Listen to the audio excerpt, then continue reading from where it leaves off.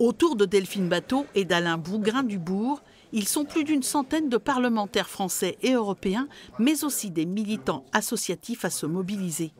Ils s'opposent aux dérogations que l'État pourrait accorder prochainement aux utilisateurs de pesticides nocifs aux abeilles. La première décision que nous demandons, c'est une application stricte de la loi d'interdiction des néonicotinoïdes, qui sont des pesticides qui sont une des causes de cet effondrement de la biodiversité, des abeilles, ça on le savait, mais aussi des oiseaux, de la biodiversité des milieux aquatiques. Dans les Deux-Sèvres, Sébastien Pommier est particulièrement sensible à cette mobilisation.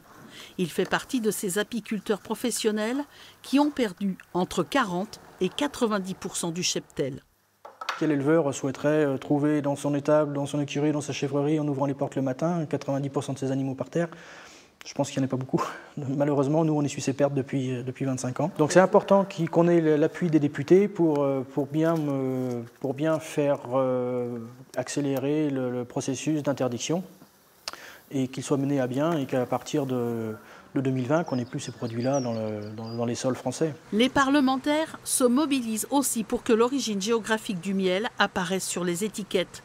Une meilleure traçabilité pour soutenir la production nationale qui a été divisée par 3 en 20 ans, alors que les importations, elles, ont triplé. Le consommateur aujourd'hui veut acheter du miel français. 80% des consommateurs pensent acheter des miels français quand ils vont dans un supermarché, alors qu'on sait que dans le rayonnage, il n'y a que 20% des volumes qui sont des miels français. Donc il y a un petit peu une tromperie sur la marchandise. Les néonicotinoïdes sont en principe interdits à partir du 1er septembre 2018, mais des dérogations peuvent être délivrées par arrêté ministériel jusqu'en juillet 2020.